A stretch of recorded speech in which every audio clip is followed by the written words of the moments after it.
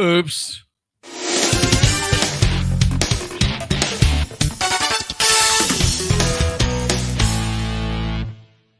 Well, I meant to be showing you this when that came up, but it happened the way it happened. Tonight, welcome. We're live from the heart with the blower. And we hope that you are ready for some unindoctrination. Got to make sure I got everything muted. Finally. Okay.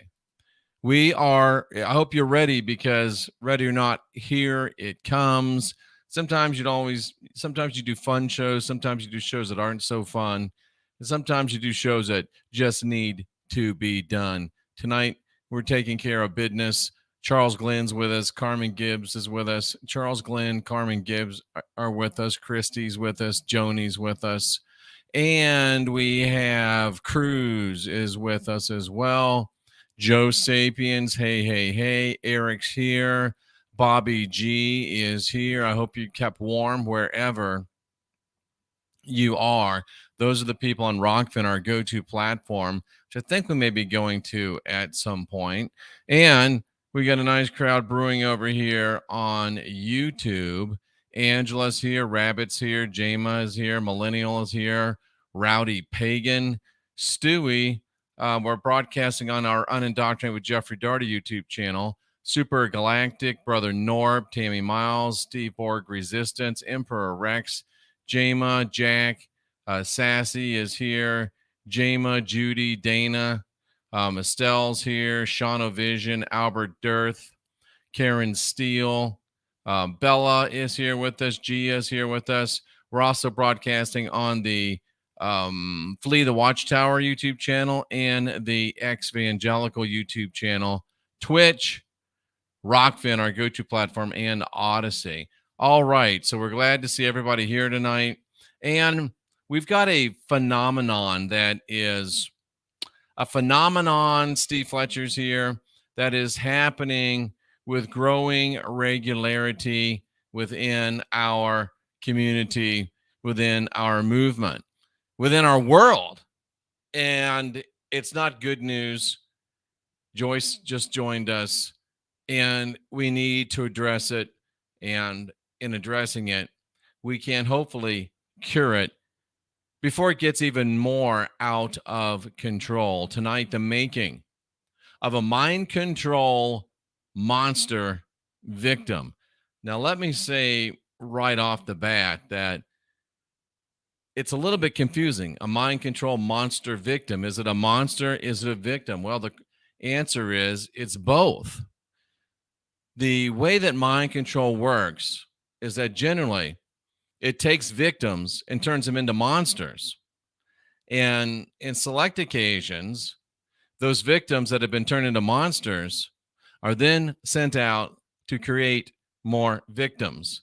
So tonight, we want to look at an example of a scenario that has been occurring and try to identify the early symptoms of it taking place and identify ways that we can step in and do what we can do to try to prevent these things from continuing to happen. Cheryl Ann's here, Vicky's here, Missing You's here, Joyce is here. Nice to see you all.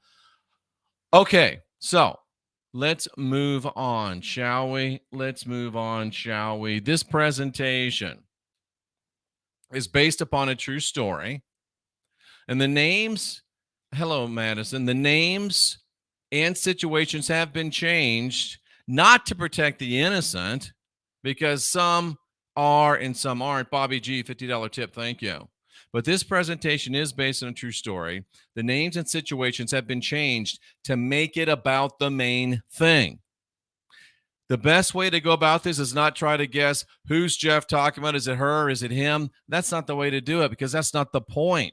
The point is there's not just one her. There's not just one him. We're talking, unfortunately, about a situation that is them. And I have changed the names and situations to make it about this main thing. And to me, the main thing is how our societal institutions are combining and how they've mastered the manufacture of sexual predator monsters by victimizing the vulnerable. This is very, very important. And because it is such, and so let's go ahead and get jumped into it. Joe Sapien says a synchronicity lined up his life. One of his video games, he defeated a guy who mind controlled people. And now Jeff has a show about mind control. It all comes together. Abraham from Tennessee is here as well. Thank you very, very much. All right. Have you heard of Jordan?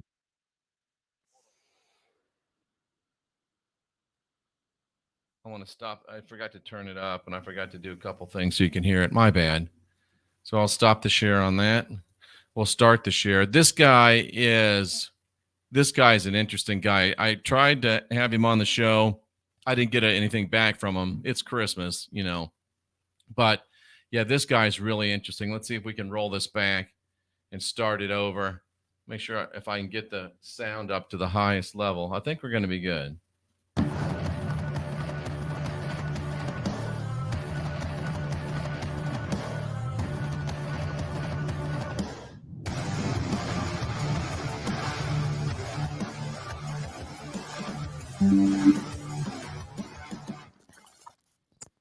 Hey guys, Jordan Holscher here, the FitCon, and this time we are talking about sex offenders and pedophiles in prison.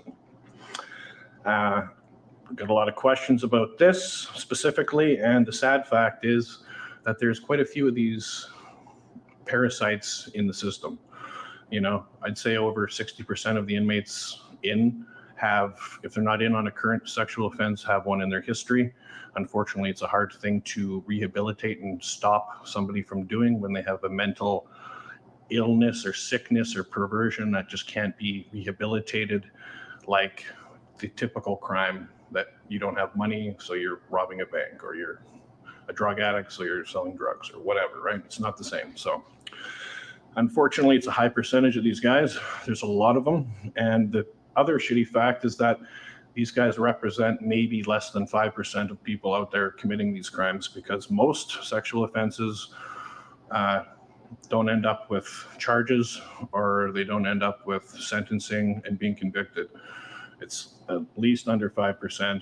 Most of the charges disappear. The police don't want to investigate. They're lazy, or it's he said versus she said, or the victim is just too scared to go forward to the police because they've been threatened, especially if it's with, say, a child, and they don't, they've been told something's gonna happen to them, just to be quiet. That's just the way it is, and that's a disturbing fact. The sentencing for these guys and women, it is on both sides of the fence, is pretty low. There isn't a mandatory minimum in Canada for sex offenses. Unless it's with a minor, then you're looking at 5 years minimum to life.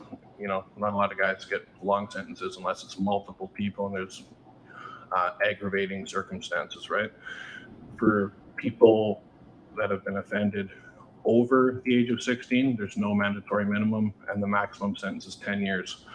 And that doesn't seem like a long time for somebody who's, ruined somebody's life, especially for a child. It's not like, the good old days where they could just get drug out into the street and shot. That's just not the world we're living in today. So they have these sentencing guidelines, and they might not even do time initially. Judges can discharge the perpetrators. They can get an absolute discharge even if they're found guilty, but they won't be convicted. And if they stay out of trouble for like a year, they can get those charges taken off their file. And if they have like a conditional discharge, they might have to go to counseling and talk to somebody about why they're so disturbed, and be monitored like they're on probation. And at which case, at the end of their probation time, they will be fully discharged and the charges taken off too. So you can be found guilty and be discharged, and that probably happens quite a bit, which is very disturbing, because a lot of these guys, they don't look at them as very threatening, because they're generally very submissive, passive, quiet individuals. But then you have people that use weapons, or they have aggravated sexual offense charges. Then the sentencing goes up, Obviously, a few more years, depending on the extent.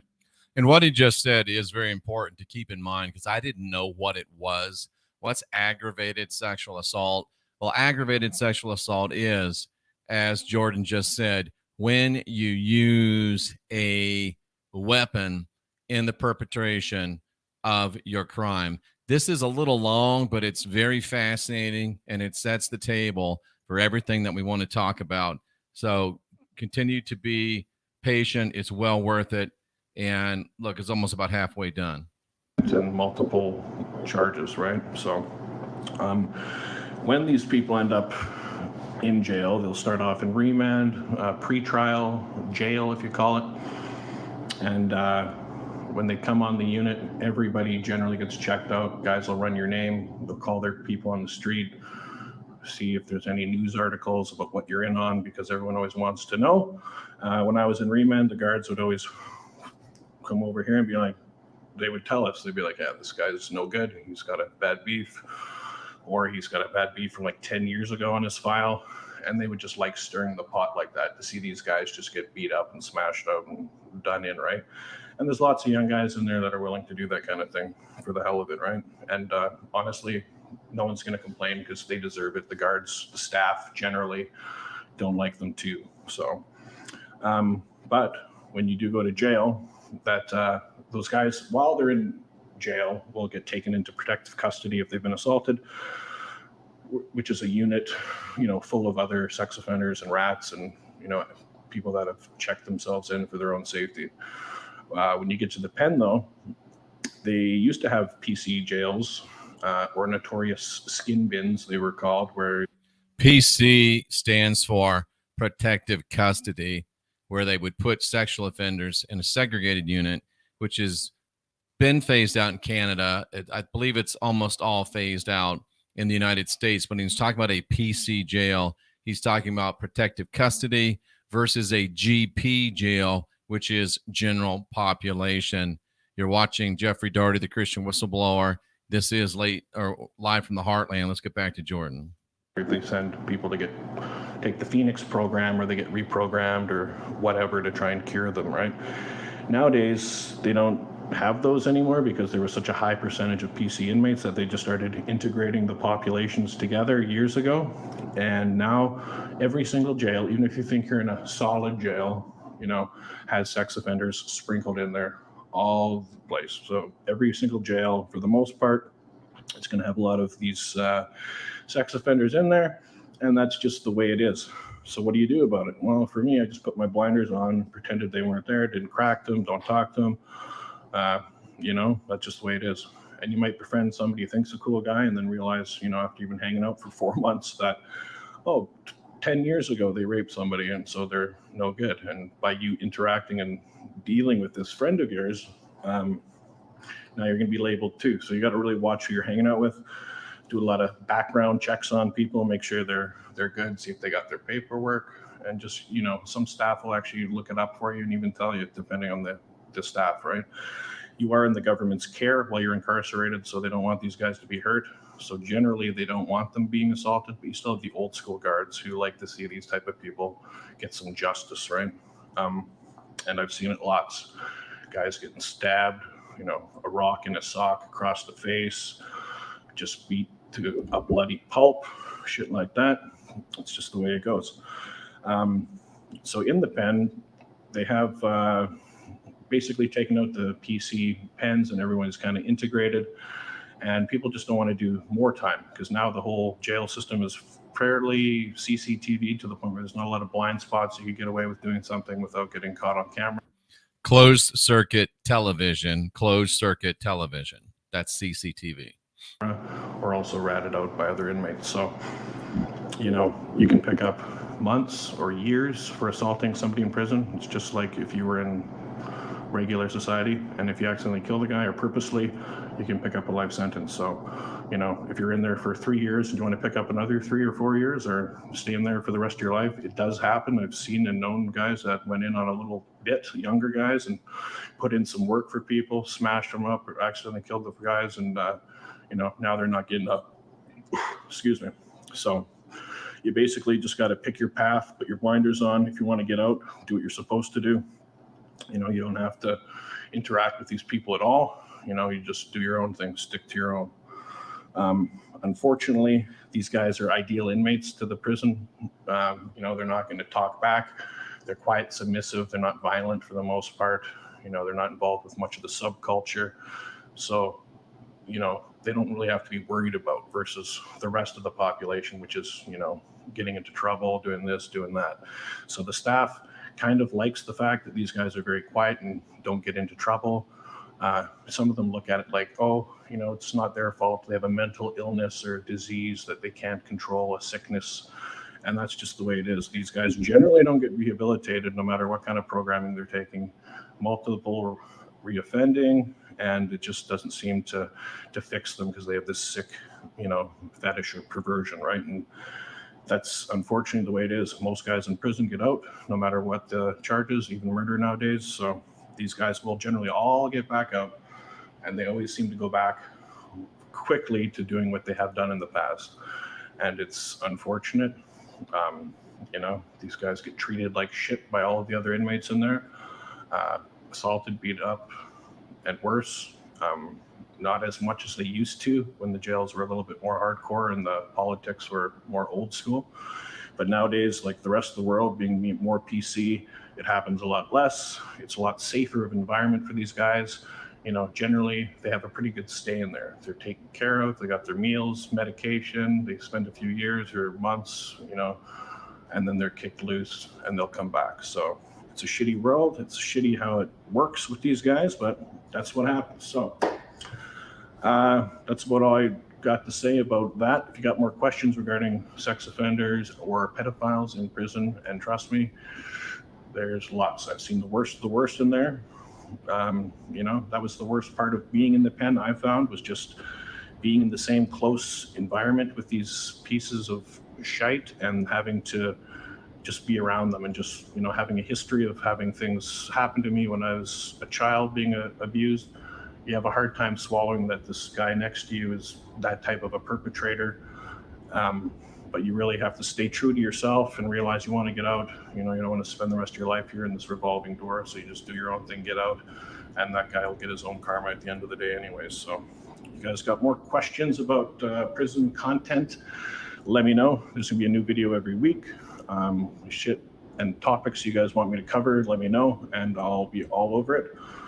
Don't be afraid to DM me, message me, follow me on Instagram. I will talk to you guys later. Thanks for tuning in. And that's Jordan Holscher. He's a reformed convict who has built himself a worldwide online strength coach business. He shares his expertise with sexual predators in the prison system, really tees us up well for what we want to talk about. And I think there's one little clip that I clipped and want to play again here because it's so important to understand what we're talking about tonight. When you get to the pen, though, they used to have PC jails, or notorious skin bins, they were called, where they sent people to take the Phoenix program, or they get reprogrammed or whatever to try and cure them, right? So keep these words in mind that you're hearing from Jordan, because they do loom large in where we're going from here. So this was, I didn't know if the video would play, so I just put on a slide what Jordan said, but we're going to move right on past that. And the whole point tonight is that it's easier to make a monster when you start with a person that is a victim. And I think I'm coining a term, Charles Glenn, another perfect example of Christianity, which is Christinsanity. Turning the other cheek where capital offenses go unpunished. Castration or death is appropriate for these type of crimes. And Charles, I don't often disagree with you, but I am going to disagree with you in this case, because I don't think castration is appropriate, because even if you castrate a sexual offender, and we'll get into the recidivism statistics, even if you castrate a sexual offender, you can also still have digital penetration versus penile penetration. You can have penetration with objects. So I believe that the numbers speak very, very clearly, especially from an expert like Jordan, that the capital punishment, the death penalty, is the only thing appropriate for sex offenders. Carmen says that Jordan's a smart guy, wouldn't let what happened to him as a child destroy his life. Yes, very, very strong individual. I'm going to coin a term tonight, I think, MCO, mind control operative. And mind control and rabbits warren castration doesn't do anything for the mental urges. It might even make it worse. Very good, rabbits, very good. Mind control operatives want, above all things, to be efficient. Remember, they're psychopaths, and they have no regard. Talking about the mind control operatives, they are psychopaths, and they have no regard for those that they choose to make monsters, nor those that ultimately suffer at the hands of the monsters they make. Now, certain criteria are obvious in the choices of victims for expedient transformation into mind-controlled monsters. Stewie weighing in with a good comment. The mind is the largest sexual organ.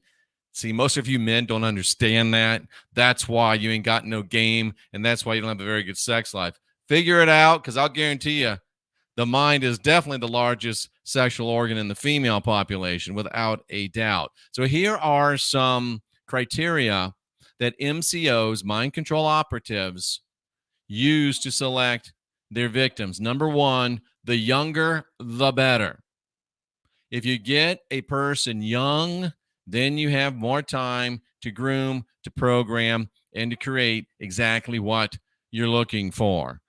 Another one, poverty and hunger. Poverty and hunger are very important factors in the selection process of MCOs. Also, unstable home lives, orphans, adoptees.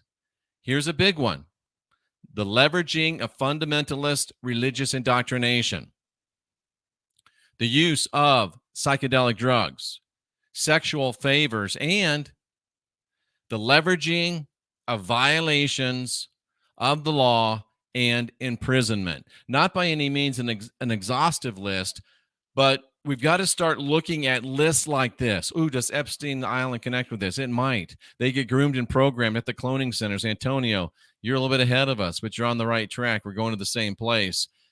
We have to start looking for this. As a society, we need to start protecting the young, even if they're not our kids.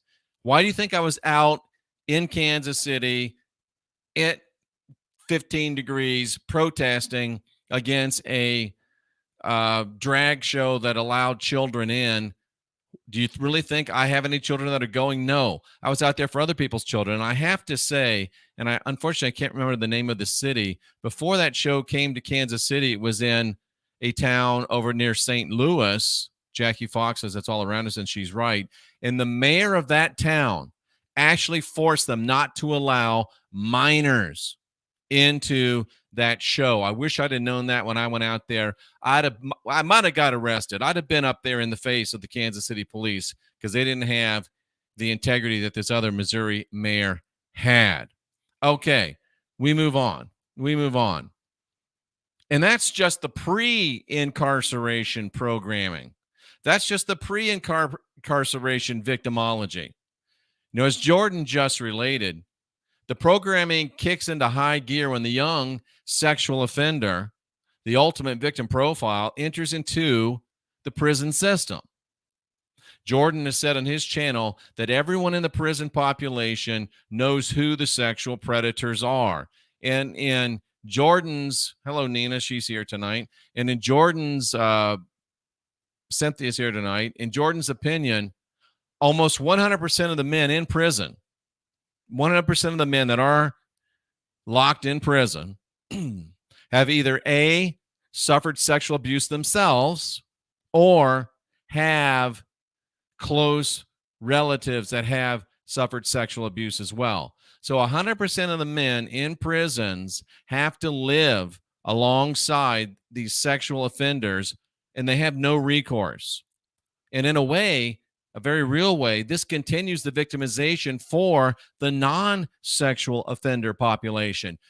Can you imagine having to spend 2, 5, 10, 12 years being nice to a guy that should have been executed because he did the same thing to somebody else that's been done to you?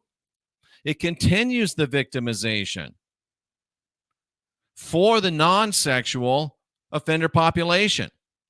And it also continues to embed a victim status in the mind of the sexual offender, him or herself.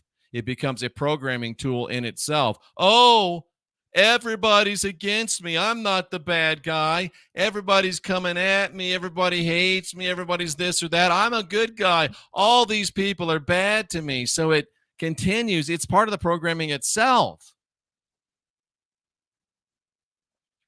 And the newfound protected status that the sexual offenders receive, it also serves to strengthen their "it's not my fault, I didn't do anything wrong" victim mentality.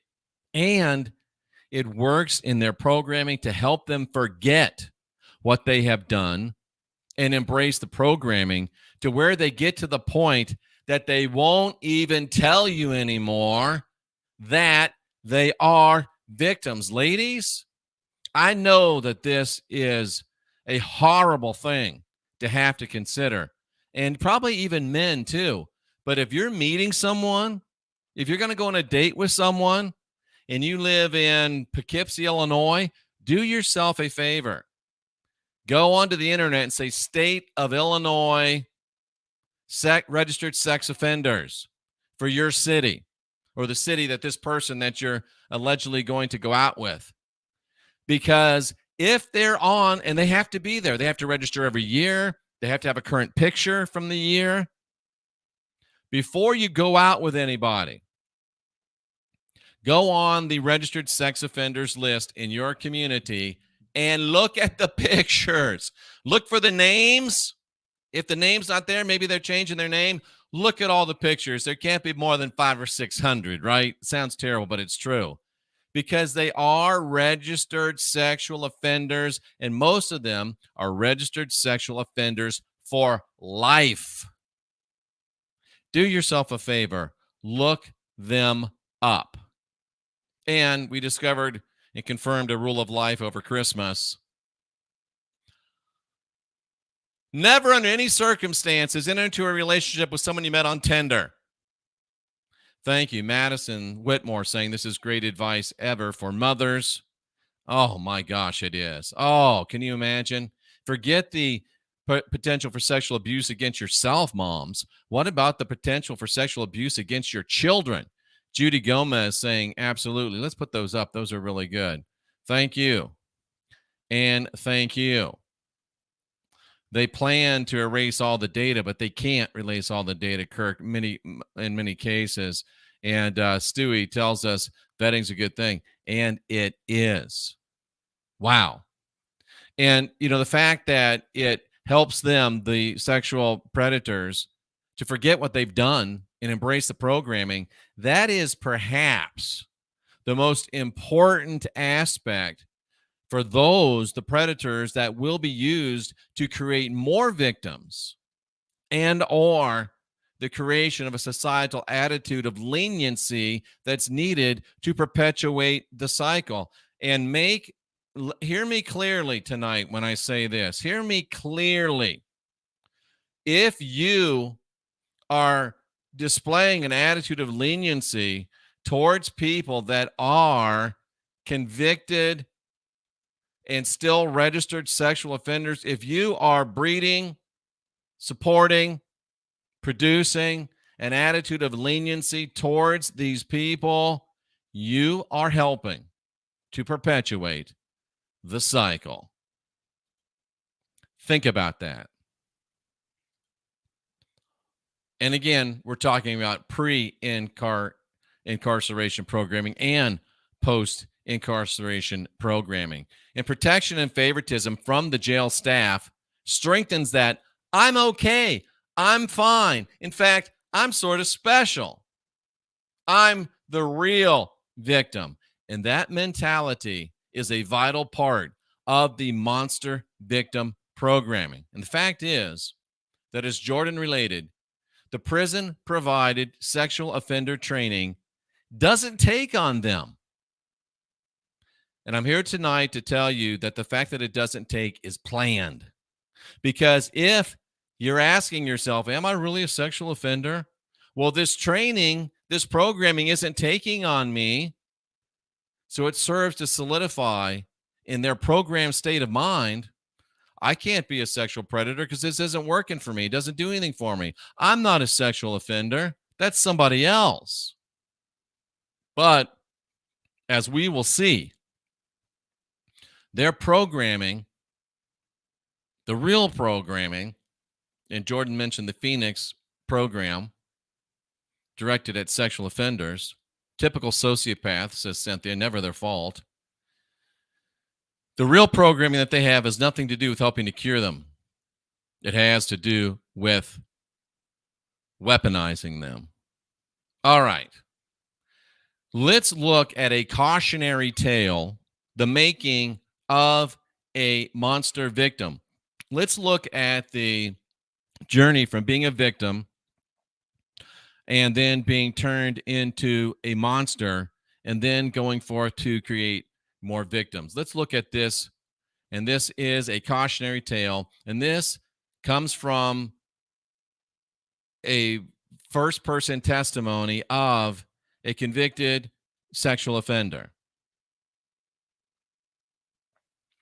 The following that you're about to hear is taken from a self-published, self-confessed victim that was, in my opinion, made into a monster and is now creating more victims.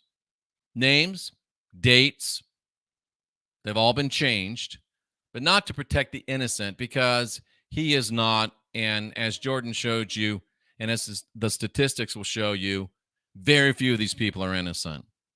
But the names are changed to keep the focus on our process and not a particular product of that process. It's not about him or she. It's about them and preventing more of them, because the process is the biggest problem. And this particular confession is remarkable in that it ties in virtually every aspect of the monster victim programming. And maybe that's why it's being brought to a public level. I didn't even think about that. This particular case ties in every single seemingly variable within the entire monster victim programming. And it just goes to show this particular individual has self-identified as a dark prophet and states that he's lived a haunted life. And these deeply ingrained twin towers, I'm a victim, I'm special, these deeply ingrained twin towers of victimization and narcissism and sociopathy are blatantly obvious.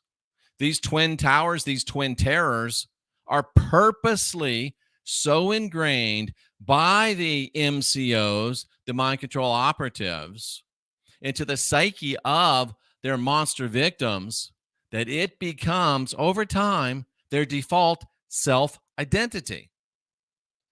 Further, they become, over time, unaware and demonstrably unconcerned about how normal people see them, how normal people understand them. Just like in prison, they've been conditioned to believe that they're special, they're victims, they're just misunderstood.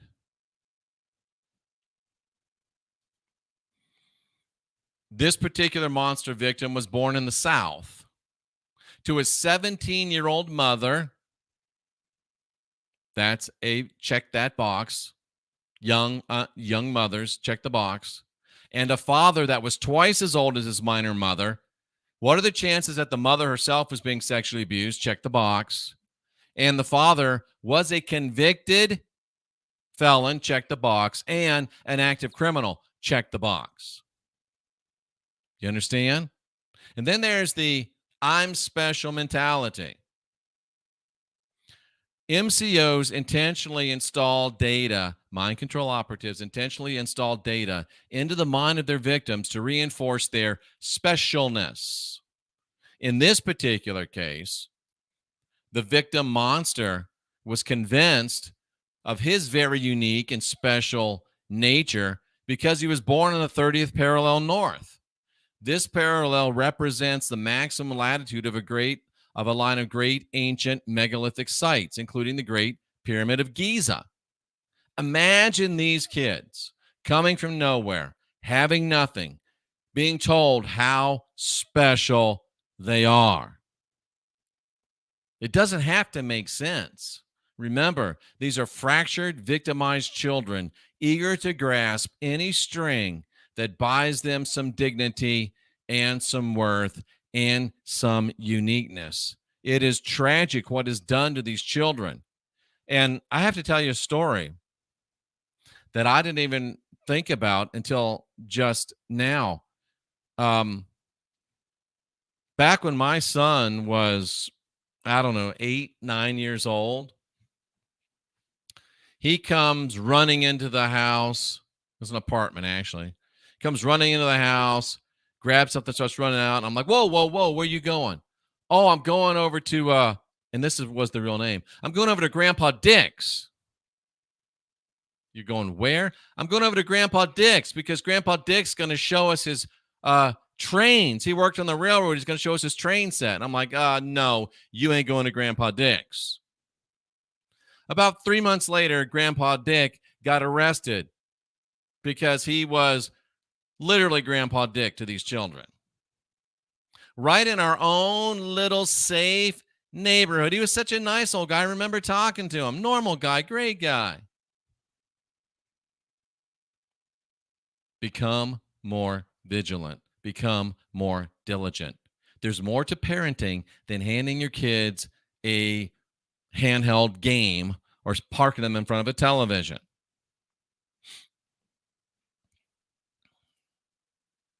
And for these MCOs, the game has to be fun too. And they'll often use subliminal hidden identifiers of their work. And in this particular case that we're discussing, the mathematical extrapolation of the 30th parallel installed in this victim monster's mind is, in my opinion, the perfect example of this hidden subliminal identifier signature used by his MCOs, his mind control operatives. The website Bibliotech, I don't know what it is. You can see it on the screen.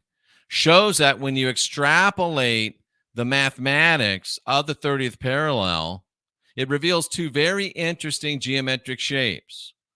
And these shapes are the hidden subliminal identifiers, in this case, the signatures of this particular team of mind control operatives. Look at the two symbols. Number one, of course, the Star of David, the Star of Remphan. That doesn't have to be anywhere. Cynthia says wherever there's children, there's pedophiles, no doubt about it. And the other one is the Vesica Piscis. Now, that would be two circles connected, right? And if you see people talking a lot about one of these two symbols, you better be careful. The Vesica Piscis shows a connection that can't be broken. The Star of David stands on its own. Just an example of how they like to make it fun.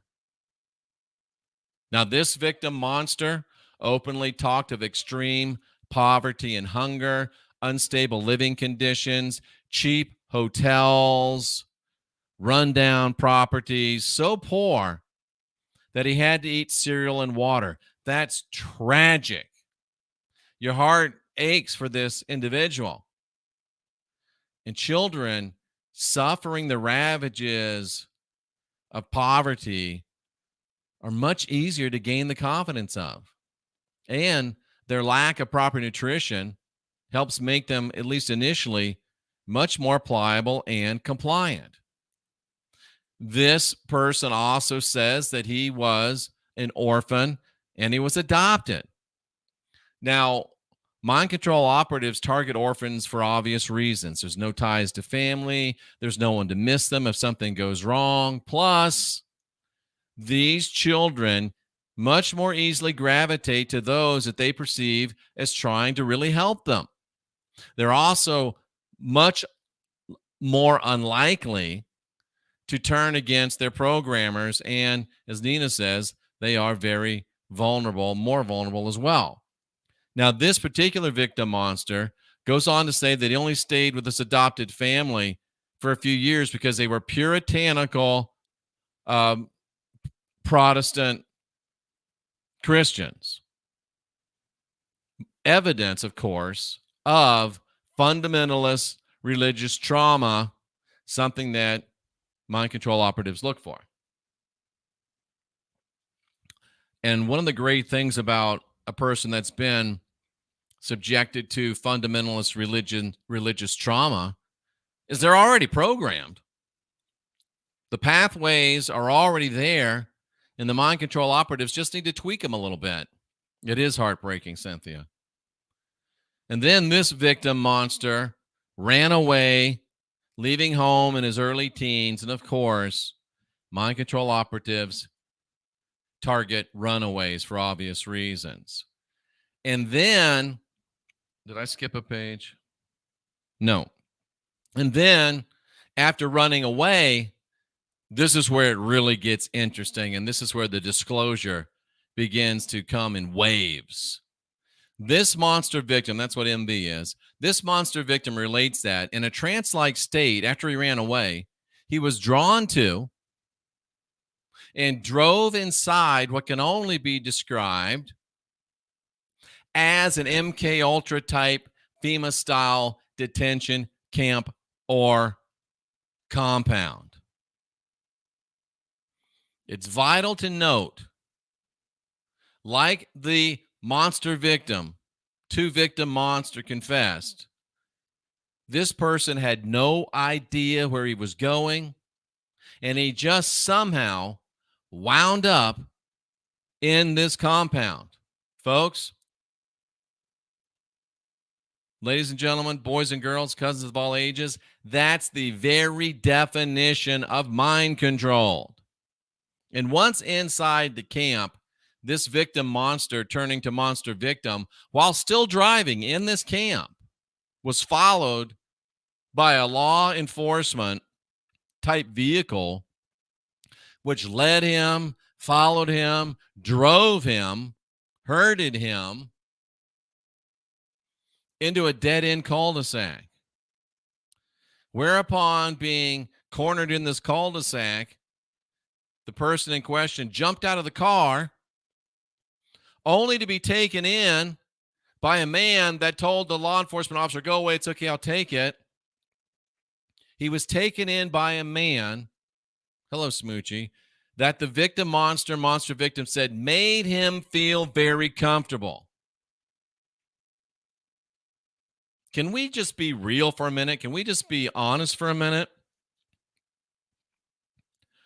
What exactly would it take, friends, for you, after being in a mindless trance, blindly driving yourself into a FEMA camp, knowing that you're being herded by a law enforcement officer into a dead-end standoff? What would it take after all of this to make you suddenly feel very comfortable? What would it take? Mind control activation. That's what it would take.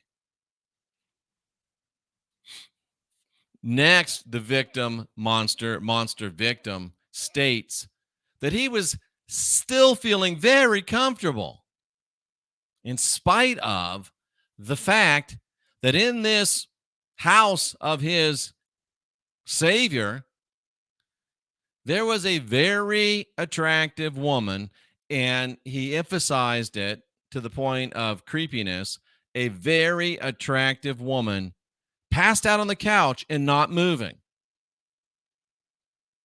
And yet, he still felt very, very comfortable. He was instructed by the comfort man not to worry about her, that she was fine.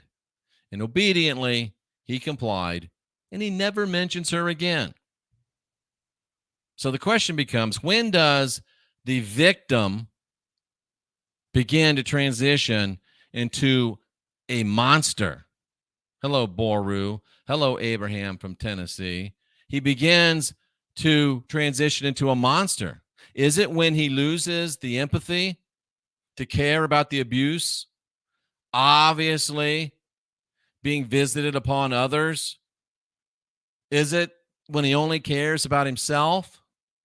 And then this monster victim matter of factly states that the comfort man gave him food and drink. Now, again, guys, maybe I'm just being crazy here, but if I walk into a place, there's a woman passed out on the couch. I don't even know if she's dead. She's passed out on the couch, and some guy offers me some food and drink.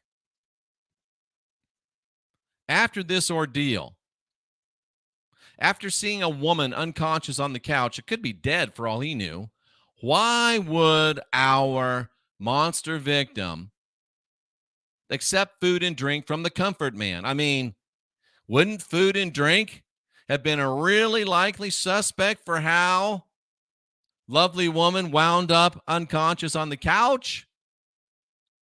Is that from Twin Peaks, Boru? I didn't see Twin Peaks. What could possibly explain our anti-hero doing this stuff? Mind control activation. Then our monster victim says that comfort man laid hands on him and prayed for him. Again, I've got to ask, what makes a victim of fundamentalist religious abuse to the point of running away from home as an early teen? What makes him suddenly, submissively accepting of the laying on of hands in prayer? Different question, same answer.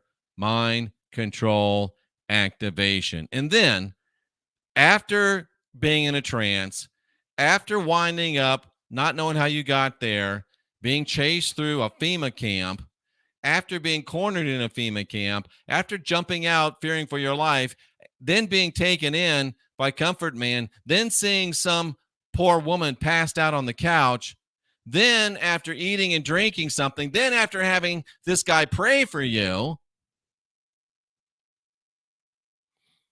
most of us would be like in Hotel California. I was running for the door. I had to find that passage back to the place I'd been before. But the comfort man said that he was programmed to receive. You can check out anytime you like, but you can't never leave. What did our monster victim say? After all of this, I felt perfect peace with where and who I was at that time. The victim had become the monster.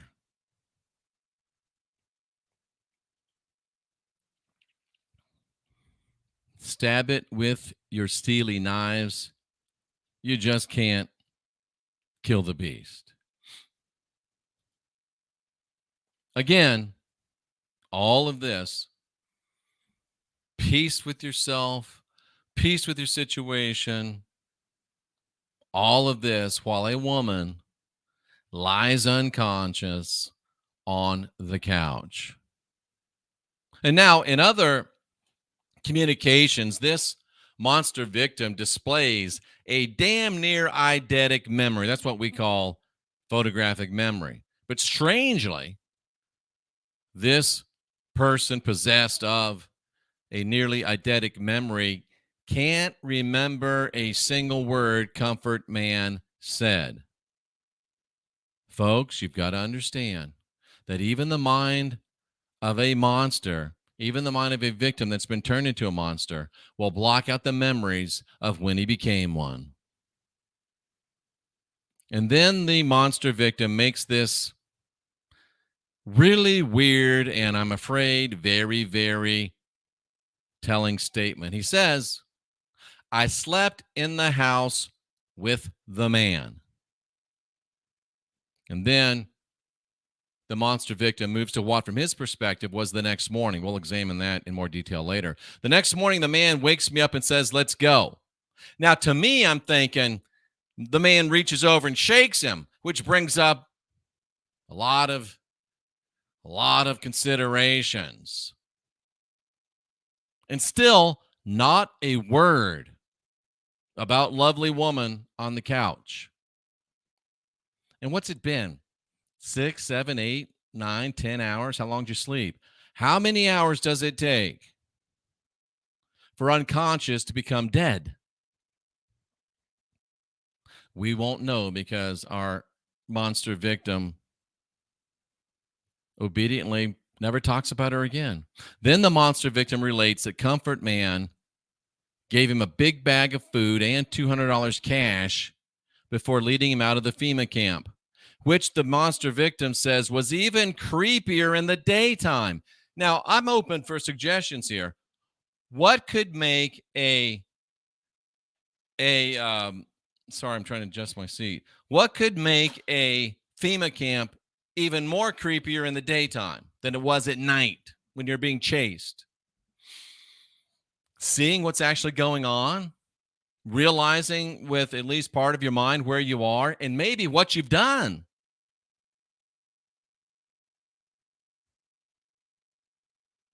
Our monster victim only remembers a single night in the compound. He also can't remember how he got there or what the Comfort Man said in praying over him. So my question is, how reliable is his memory, or his word for that matter, about how long he was there in the FEMA camp?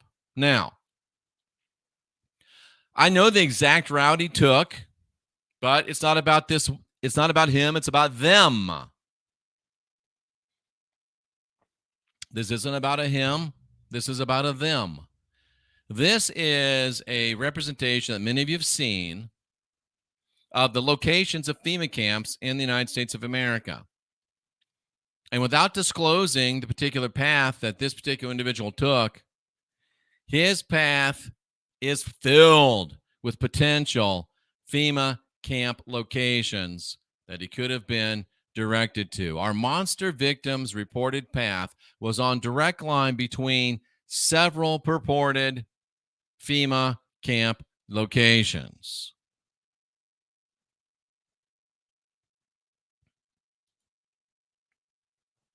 And then you go from victim to monster.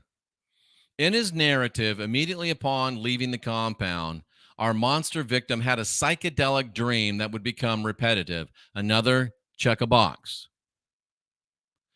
Our monster victim then says that he's convinced that the dreams connected to his experience in the compound with the Comfort Man. And then he makes a super telling statement. My entire life has been scripted. Folks, that is mind control programming, working at a very high level. He then seamlessly flows into telling us that upon leaving the compound, he began participating in burglaries with a, quote, 22-year-old guy, end quote, and he was in his mid-teens at that point. And then the monster victim self-confesses that one of these burglaries ended up with the monster victim and another man, once again in the company of a lovely woman in distress. And then the monster victim goes out of his way to assure us that I never hurt anybody, nothing like that. One car theft that turned into something a whole lot more. Somebody got hurt, and I ended up getting prosecuted for it. Just like at the FEMA compound. A lovely woman was unconscious on the couch, and our monster victim didn't know one thing about it. It had to be the other guy both times.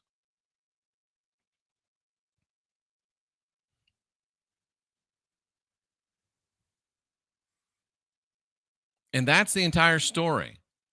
From the mouth of a man, an explanation of why and how he came to spend several decades in prison as a sexual offender. And he closes this narrative by saying, I would never embellish or outright lie. And he probably believes it.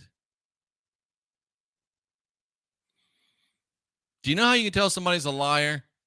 Because they keep telling you they're not one. Did you know that the Apostle Paul in the New Testament says no less than 7-8 times, I'm not a liar? There's only one reason why you got to go out of your way to say you're not a liar.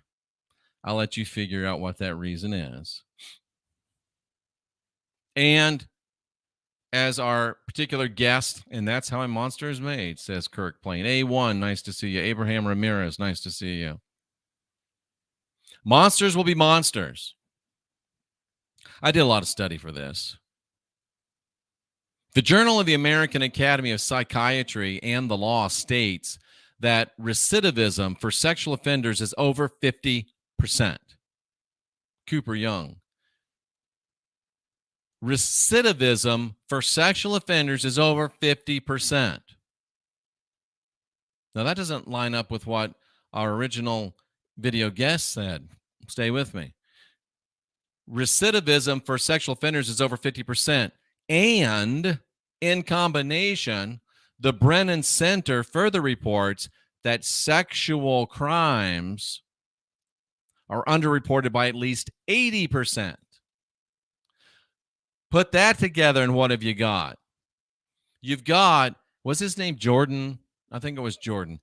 You've got what Jordan was saying, inside expert Jordan, that recidivism among sexual offenders is 80% or more.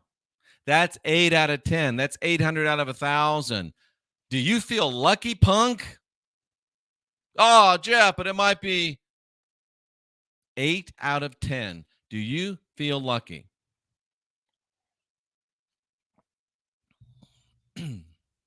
And our monster victim says that his visit to this compound set his fate. And then he said, something else has been driving me to this end. That, my friends, is the definition of mind control programming that's working perfectly. And good monsters get rewarded. What are you talking about, Jeff? Oh, he didn't go, Joe. Trust me. Our monster victim tells us that upon leaving prison, he's been in prison for several decades. He gets out of prison. And he gets gifted not one, but 2 luxury automobiles.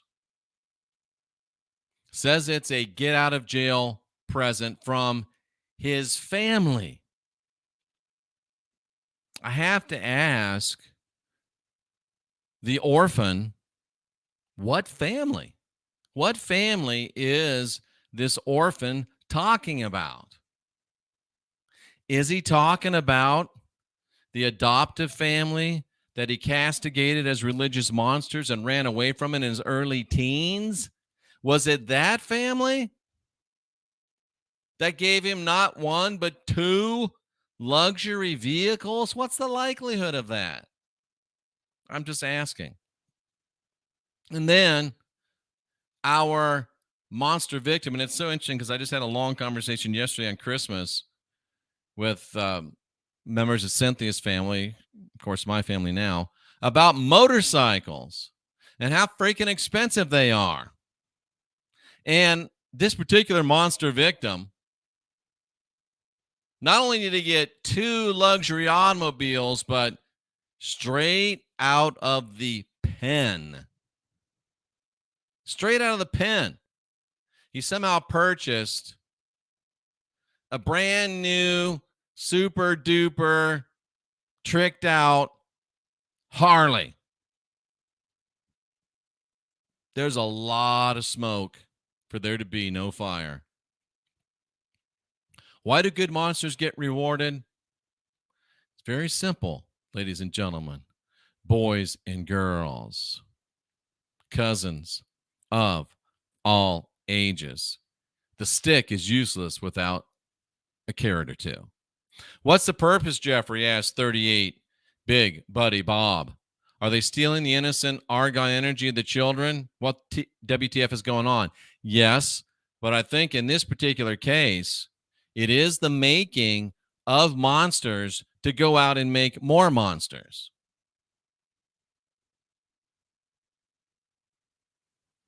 We have to instigate capital punishment with immediate execution upon conviction for any and all sexual offenders. It's just the way it is. All right. Jordan mentioned Project Phoenix.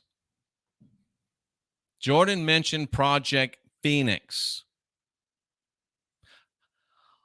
And Project Phoenix is an in-hospital treatment program for sex offenders.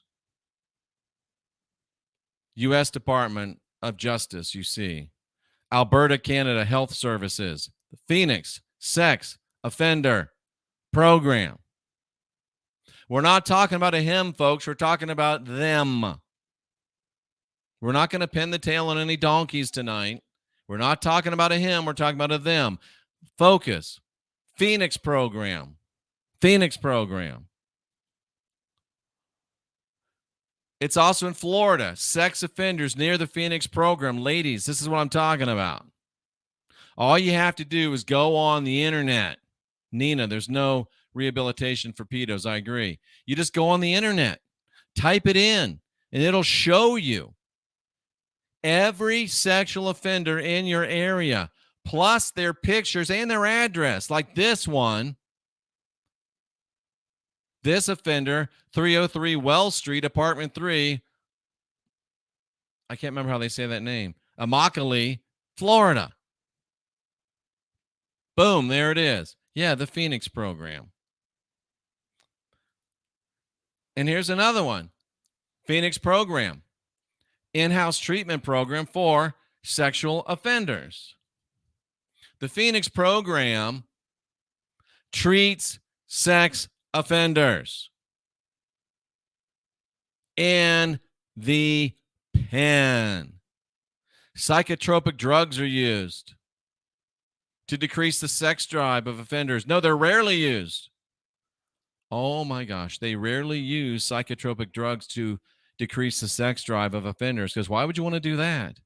Wow, SS. Wow. But wait, there's more. Yeah, we lived in a little county out in the middle of nowhere, Kansas.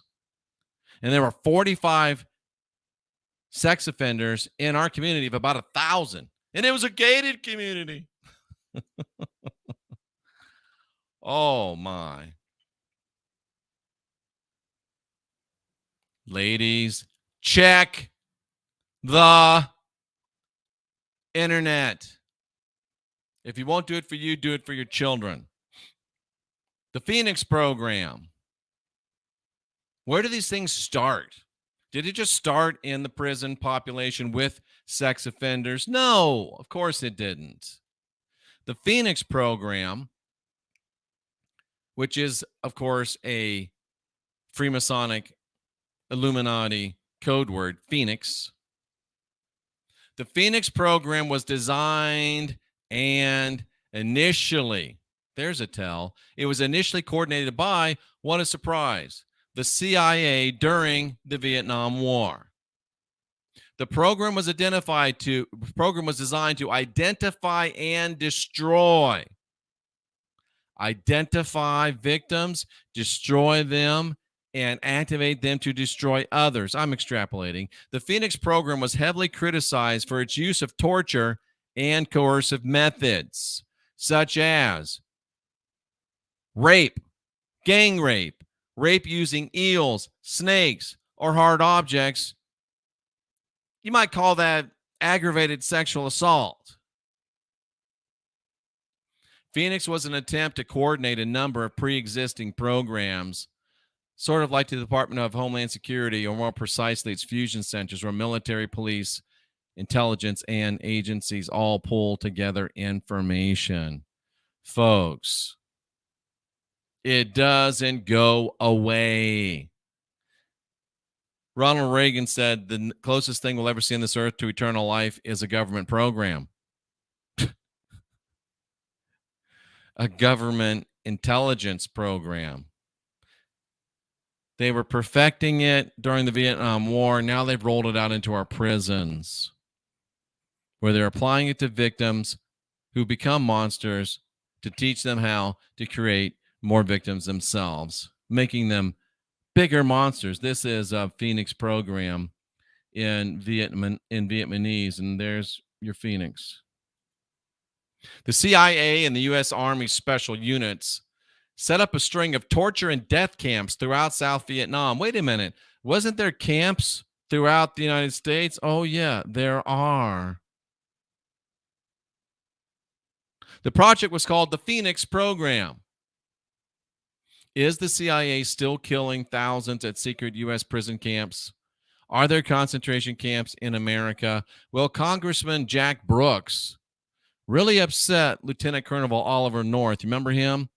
By exposing the existence of top secret FEMA Plan Rex 84, a scheme to round up American dissidents into camps and suspend the Constitution. Short for Readiness Exercise 1984, Rex 84 was a classified scenario and drill developed by the United States federal government to detain large numbers of U.S. citizens deemed to be national security threats in the event of a president declaring a national emergency, like, oh, who was that? Oh, yeah, Trump just did. Missing You says, of course they experiment on prisoners, just like in the mental hospitals. Of course they do. To combat what the government perceives as subversive, they can't be submersive sometimes, subversive activities, the plan also authorized the military to direct ordered movement of civilian populations. So they know how to direct civilian population to go places. Do you think that means they could go get them and pick them up? Maybe, maybe not. That, according to Professor Diana Reynolds. Contingency plans by the U.S. government for rounding up people have existed for many decades. From 1967 to 1971, the FBI kept a list of over 100,000 people to be rounded up as subversives, and it was called the ADEX list. There's nothing new under the sun, folks. And you've all heard of some of these things, but these are the things. And, you know, I am not this guy. I'm not out there on this, but these are facts I can't dispute. These are things that have been discovered and independently confirmed. Railroad cars complete with chains and shackles. Some say designed to transport victims to camps, discovered in the USA. Now, what we know is that there are railroad cars complete with chains and shackles discovered in the USA. Sightings of actual concentration camps inside the United States of America with guard towers and crematoria. That's where they cremate people. U.S. Air Force Manual Garden Plot Plan 55-2 outlining the operations of said camps to imprison civilians. Operation Cable Splicer. The secret plan to identify and target resistors to the New World Order and arrest and incarcerate when the order is given. The hidden U.S. history of concentration camp programs includes the occultic Phoenix program, in which tens of thousands teenagers abducted, imprisoned, tortured, raped. The inside story of Pastor Jim Jones and People's Temple, which was, in fact, an experimental mind control camp. Dozens of former U.S. military installations in over 28 states converted to internment camps.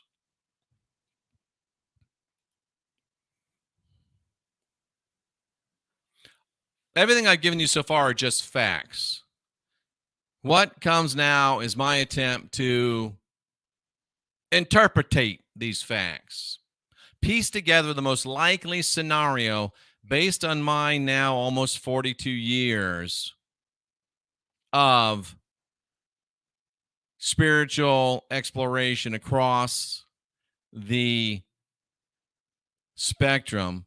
Over 7 years in the United States military, 3 years of that with a top secret clearance. It's not really as sexy as it sounds, but I've been some places, I've done some things, I've visited 5 continents. I think I have a fairly unique perspective. And in my studied opinion, because of his background of abuse, which is horrible, tragic, sad, because of his background of abuse, our monster victim was targeted by mind control operatives. And while in the foster system, he was chipped and implanted with voice to skull or other directive mind control technology. So they'd know where he was and could direct him to go places that he didn't even know that he was going to. And I have to ask a question. And this is just a question. I can't ask it on YouTube. But how long has our government understood how to deliver technology into our bloodstreams using alternative techniques? Just asking. Our monster victim likely showed either genetic markers and or other indicators of high susceptibility to mind control, as well as great potential to be a mind controller himself, as well as the ideal psychological profile for becoming a willing monster, willing to recruit other victims. As such, he was steered into a highly abusive, fundamentalist Judeo-Christian family, so that could both be leveraged on him and so that he would understand how to leverage others with it. In his early teens, he was activated to run from home. He was also intentionally geolocated in proximity to FEMA camps so that he could easily be directed there. Once he left home, he was mind control guided to the facility of choice. He was directed to a FEMA camp and interred there for training and programming for much, much more than one night. Nina reminds me of something that I forgot to write down.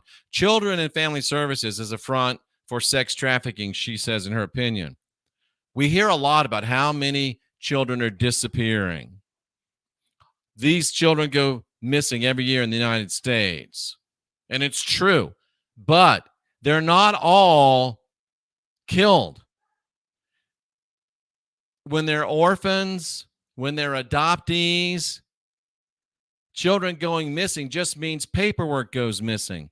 Hell, I think a lot of them are showing up on YouTube with channels. Just keep that in mind.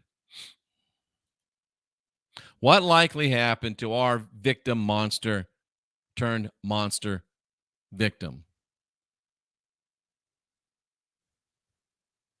He stayed there a lot longer than one night. The scenario which he briefly described hints at what was done to him there. And it's interesting because it's disclosure, but reluctant disclosure, but it still has to be done. Comfort Man befriended him and rewarded him for compliance and jobs well done. Considering the entire self-confessed history of our monster victim, allows me, at least, to extrapolate with what I think is relatively accurate descriptions of what the likely scenario was. No, I don't know for sure. I'm just speculating. This is for informational purposes only. I don't know anything. I'm not saying anything. I'm not guaranteeing anything. I'm extrapolating based upon facts. And based upon the entire self-confessed history of this particular individual, I extrapolate that the likely scenario was lovely woman on the couch was likely abused by our monster victim. Lovely woman on the couch was likely abused by the monster victim under the direction and supervision of Comfort Man. It's likely that it was repeated and may well have been ritualistic in nature. Comfort Man almost assuredly sexually abused our monster victim. I'm sure he did sleep with the man in the house, and it happened more than once. Nothing's free in the mind control operative world. But if they give you the stick, they also give you a carrot or two along the way. And after receiving food and money from Comfort Man, and you might not have noticed this, that's what I'm here for, our monster victim was released from the care of Comfort Man into the care of another Comfort Man type in the person of this older boy that served as his mentor in crime. The aggravated sexual assault that our monster victim was convicted of was almost assuredly not his first. Jordan concurs with that. The statistics concur with that. And he had, our monster victim, had demonstrated potential for mind control operative status himself. So they took him to the next step, incarcerated him for advanced programming and training. While incarcerated, his mind control persona, Joe, I made up Comfort Man. I made it up. Comfort Man, lovely woman, just to keep it going. While incarcerated, there's a lot of information doing my time. While incarcerated, this mind control operative, or his mind control operative persona, was carefully and meticulously crafted, using all his exposures and potentialities, which were many. When he was ready and had proven trustworthy, he was released.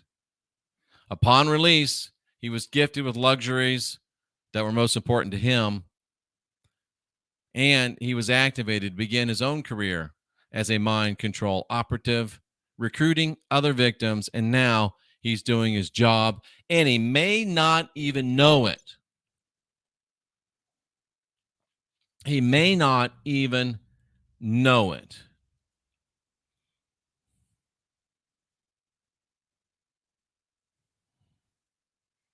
What's this got to do with me, Jeff? Let's close by talking about empowering monsters, becoming victims, becoming monsters, and creating victims. You know, the script, you call it the scripture, I call it the script, the Bible. It contains a lot of kosher disclosure. In 1 Timothy chapter 4, verses 2 through 4, well, you might not have ever considered them quite this way before.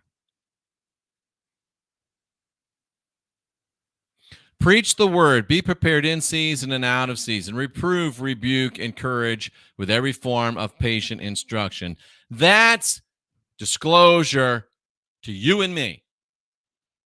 We should be out there proclaiming the news.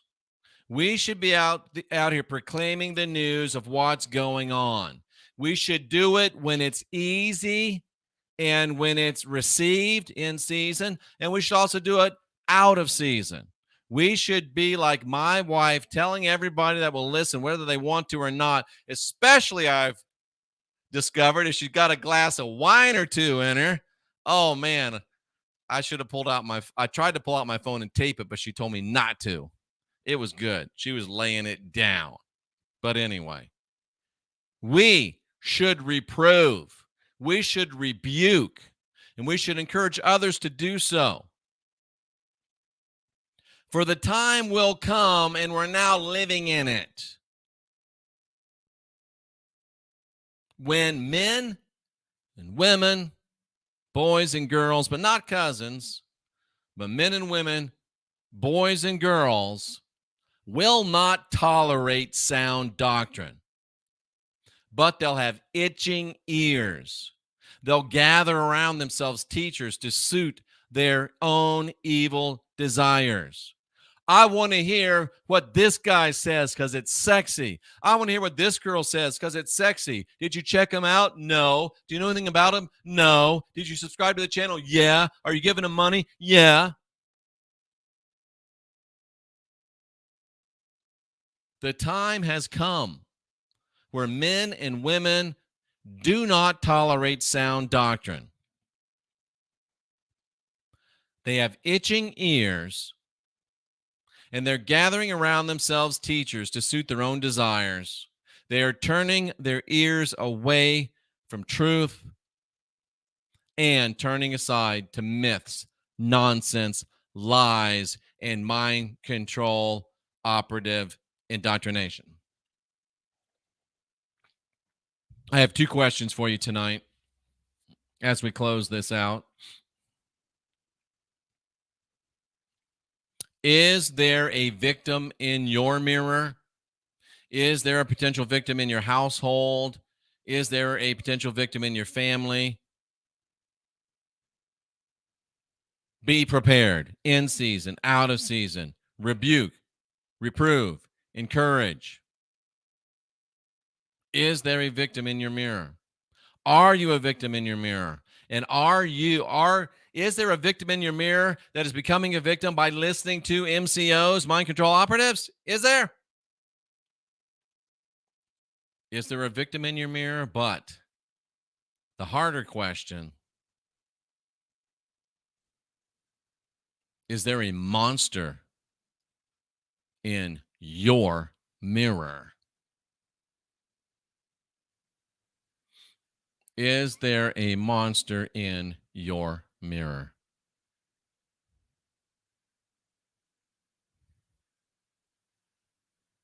I'm Jeffrey Daugherty. We're live from the Heartland. And tonight we've talked about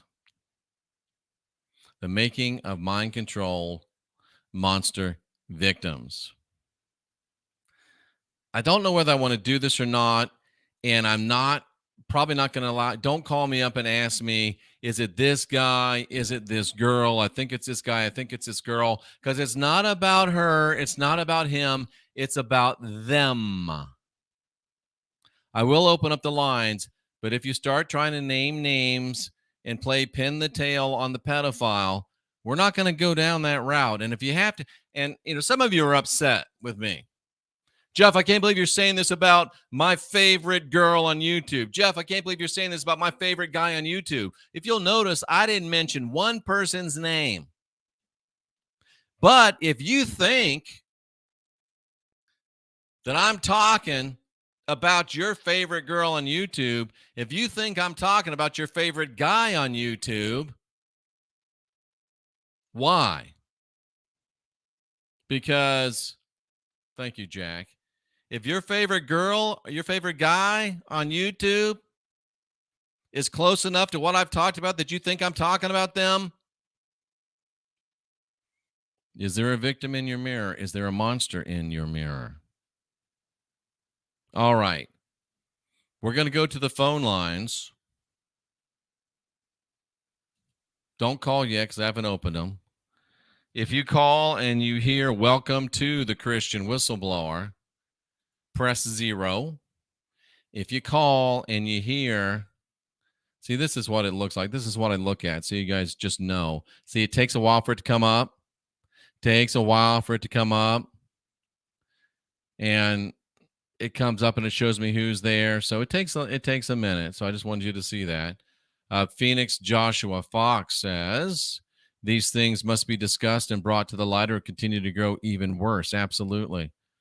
Jack says, hurt people hurt people. You know, Jimmy Swagger told me that one time. Hurting people hurt people. Hurt people find dependence on authority, and their fears increase profits. Ooh, absolutely. And do I really have to say, beware of people that set dates? Every person you've ever known that has set a date got it wrong. Do you really think your girl is the first one to get it right? Come on. All right. I hope there's not a monster among the cousins. That would be bad. Here's the phone number. 913-279-0831. I'm not going to hold it open long. 913-279-0831. Tomorrow night, I've got an amazing deprogram coming. And we'll try to have it on YouTube as well. Why the Flat Earth movement was co-opted by Christianity. The reasons will blow your mind. We're not going to be able to do much of it on YouTube, if any at all. But I'll show you the thumbnail because it's powerful. It really is. The thumbnail's powerful. The information's powerful. Some would say life-changing, but I don't think I can share it, or not very much of it anyway, on YouTube. I just don't think I can. But here's the thumbnail for tomorrow's D program. Isn't that pretty spiffy? Why Flat Earth has been Christianized. Okay, so as you can hear, we've got a caller. Where did it pop? I don't see it. There it is. It's hidden. You are live in the Heartland. What's on your mind? Hey, Jeff. This is Jack. I had technical difficulties, so I missed a bunch of your program. I do plan to go back and rewatch. But perfect. I caught enough to get what you were saying regarding the victims becoming monsters and the mind control, but it was what I said what I was meaning in the comments. You know, this satanic world, or this evil world of control and deception we were born into, it works through the illusions of separation, this wealth and authority, and these chains of obedience. The chains of obedience are what have us paying for survival as a species. It's insanity. That's a great point. It really is. Thanks for calling it and making it. I really appreciate it. And I just turned off the sound. Why is it still playing? I don't like extraneous noise. Can you tell? Somewhere Cynthia just laughed. She LOL'd. You're live in the Heartland. What's on your mind? Hey. Joe. Hey, Drew. Hey, guys. Talk to me. So, this topic, as you know, hits a tad bit close to home. Meaning that are you alright if I go a little bit into the woods? Go ahead. So, as I sent into the email the other day, yes, sir. I was abused. The audience doesn't know, but I was abused terribly. So I know what that is like, and I have the intelligence to self-monitor, to self-immunize.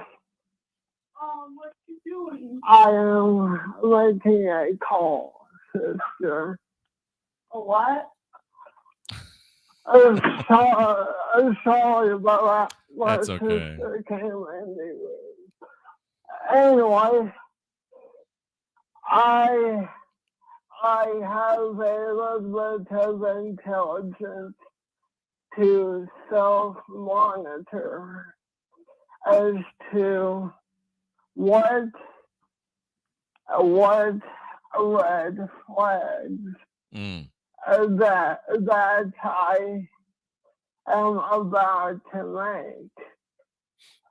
And that is an important practice that all people should make when they are a victim of something. Absolutely, Joe. Absolutely. 100% on point. Thank you so much for calling and sharing that. You're live in the Heartland. What's on your mind? Hey, great show tonight, Jeffrey. Thank you, sir. What's going on? Are you keeping warm? Yep, we're fine. Anyway, real quick, I just wanted to say, I think the circumcision issue may be a contributing factor. Do you think it's worth a look? 100%. It's the introduction into trauma-based mind control. I believe it'd make a great show. Thank you, sir. That's powerful. He's exactly right. He's exactly right. So is Baron Duke Monarch V. We are, and we will continue to be until we stop it. Missing you, also impressed by that great point that was just made. And you know, sometimes when you're doing a show or comedy or something, they tell you if it gets hit out of the park, you just quit and get down because you're not going to get any better. And that's what we're doing right now, because Steve Borg just hit it out of the park right after Joe hit it out of the park. And Nina follows up with, yes, they traumatize at birth. That's what I meant by trauma-based mind control. Circumcision is the initial trauma-based mind control. Joe, I know your sister barged into your room and caught you on the phone. It could have been a lot worse, Joe. It could have been a whole lot worse. That's all I'm saying. Thanks to all the cousins. We appreciate you more than you know. It's been a privilege and an honor to be with you tonight, even though this one wasn't a lot of fun. It was one that had to be done. And we'll be back tomorrow with something that will be fun and also needs to be done. Flat Earth, why has it been so Christianized? Make sure you're with us. You're divine, you're sovereign, you're free. Don't go on bended knee to anybody else's savior. Is there a victim in your mirror? Is there a monster in your mirror? Only you know. Only you know. Baron Duke, you just struck out with that one. I salute you for being here seeking after truth. We'll see you next time.